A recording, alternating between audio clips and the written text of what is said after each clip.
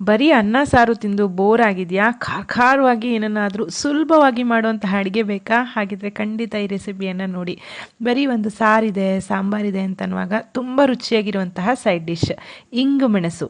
Hi friends, ಎಲ್ಲರಿಗೂ ನಮಸ್ಕಾರ. Welcome to ಸಂತೃಪ್ತಿ ಕಿಚನ್. ಈಗ ನಾನಿಲ್ಲಿ ಇಂಗು ಮೆಣಸು ಮಾಡಲಿಕ್ಕೆ ಈ ರೀತಿಯ ಕಡ್ಡಿ ಮೆಣಸು ಅಂತ ಹೇಳಿ ಕರೀತಾರಲ್ಲ, ಹಸಿರಿರುತ್ತೆ, ಉದ್ದುದ್ದ ಇರುತ್ತೆ, ಸ್ವಲ್ಪ ಖಾರ ಕಡಿಮೆ ಇರುತ್ತೆ, ಆ ಮೆಣಸಿನ್ಕಾಯಿನ ತೊಗೊಂಡಿದ್ದೇನೆ. ಸ್ವಲ್ಪ ಖಾರ ಕಡಿಮೆ ಇರುವಂತಹ ಮೆಣಸಿನ್ಕಾಯಿನ ತೊಗೊಳ್ಳಿ. ಮೊದಲಿಗೆ ಅದರ ತೊಟ್ಟನ್ನು ತೆಗೆದು ತೊಳೆದು ಈ ರೀತಿ ಉದ್ದವಾಗಿ ಹೆಚ್ಕೋತಾ ಇದ್ದೀನಿ. ಆವಾಗ ನಮಗೆ ತೆಳುವಾದಂತಹ ಹೋಳು ಆಗುತ್ತೆ. ಹಾಗಾಗಿ ತುಂಬ ಉದ್ದ ಆಗುತ್ತೆ, ಹುರಿಯೋದು ಕಷ್ಟ ಆಗುತ್ತೆ ಅಂತಂದರೆ ಅದನ್ನು 2 ಭಾಗ ಮಾಡ್ಕೊಳ್ಬೋದು. ಮಧ್ಯದಲ್ಲಿ ಸೀಳ್ಕೊಂಡು ಈ ರೀತಿಯಾಗಿ ಮೆಣಸಿನ್ಕಾಯಿನ ಹೆಚ್ಕೋಬೇಕು. ನನ್ನ ಅತ್ತಿಗೆಯಿಂದ ಕಲಿತಂತಹ ರೆಸಿಪಿ ತುಂಬ ಟೇಸ್ಟಿಯಾಗಿರುತ್ತೆ ಮತ್ತು ತುಂಬ ಸುಲಭ ಸಹ ಇದು ಮಾಡೋದು. ಪೂರ್ತಿಯಾಗಿ ತಗೊಂಡಿರುವಂತಹ ಎಲ್ಲ ಮೆಣಸಿನ್ಕಾಯಿನ ನಾನು ಈ ರೀತಿ ಹೆಚ್ಚಿಟ್ಕೊಂಡಿದ್ದೇನೆ. ಈಗ ಒಂದು ಬಾಣಲೆಗೆ 2 ದೊಡ್ಡ ಚಮಚದಷ್ಟು ತೆಂಗಿನೆಣ್ಣೆ ಹಾಕಿದ್ದೇನೆ. ತೆಂಗಿನೆಣ್ಣೆ ಬದಲಾಗಿ ನೀವು ಯಾವ್ದು ಸಹ ಹಾಕ್ಬೋದು. ಸ್ವಲ್ಪ ಎಣ್ಣೆ ಜಾಸ್ತಿ ಬೇಕಾಗತ್ತೆ. ಎಣ್ಣೆ ಬಿಸಿ ಆದಮೇಲೆ ಅರ್ಧ ಚಮಚ ಸಾಸಿವೆ, 1/4 ಚಮಚ ಒಳ್ಳೆ ಪರಿಮಳ ಇರುವಂತಹ ಇಂಗನ್ನು ಹಾಕಿ ನಂತರ ಹೆಚ್ಚಿದಂತಹ ಮೆಣಸಿನ್ಕಾಯಿನ ಹಾಕಿಬಿಟ್ಟು ಹುರಿಬೇಕು.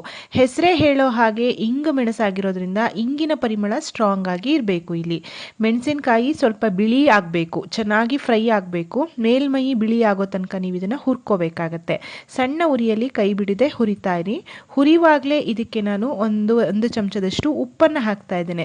ಹೀಗೆ ಹುರಿಯುವಾಗ ಉಪ್ಪನ್ನು ಹಾಕೋದ್ರಿಂದ ಅದು ಉಪ್ಪು ಹಿಡಿಯುತ್ತೆ, ಸಪ್ಪೆ ಅಂತ ಅನ್ಸಲ್ಲ. ಹಾಗಾಗಿ ಈಗಲೇ ರುಚಿಗೆ ತಕ್ಕಷ್ಟು ಉಪ್ಪನ್ನು ಹಾಕಿ ನೋಡಿ, ಈ ರೀತಿ ಗರಿ ಗರಿ ಆಗಬೇಕು. ಮೆಣಸಿನ್ಕಾಯಿ ಮೇಲ್ಮೈ ಬಿಳಿ ಆಗಬೇಕು, ಗರಿ ಗರಿ ಆಗೋ ತನಕ ಹುರ್ಕೊಳ್ಳಿ. ಹಾಗಂತ ಇದನ್ನು ಕರಟಿಸ್ಕೊಳ್ಬೇಡಿ.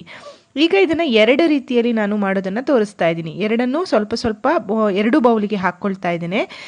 ಇದಕ್ಕೆ ಒಂದಕ್ಕೆ ನಾನು ನಿಂಬೆ ಹಣ್ಣಿನ ರಸವನ್ನು ಹಾಕ್ತಾ ಇದ್ದೇನೆ, ಒಂದಕ್ಕೆ ಮೊಸರನ್ನು ಹಾಕ್ತಾ ಇದ್ದೇನೆ. ನಿಮಗೆ ಯಾವುದು ಇಷ್ಟನೋ ಆ ರೀತಿ ಮಾಡ್ಕೊಳ್ಳೋದು.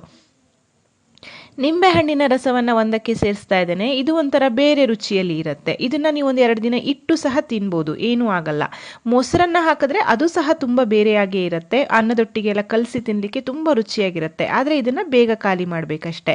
ಮೊಸರನ್ನ ಜೊತೆ, ಸಾರನ್ನ ಜೊತೆ ಒಂದು ಸೈಡ್ ಡಿಶ್ ಫ್ರೆಂಡ್ಸ್. ಇದು ತುಂಬ ಅಂದರೆ ತುಂಬ ಟೇಸ್ಟಿಯಾಗಿರುತ್ತೆ.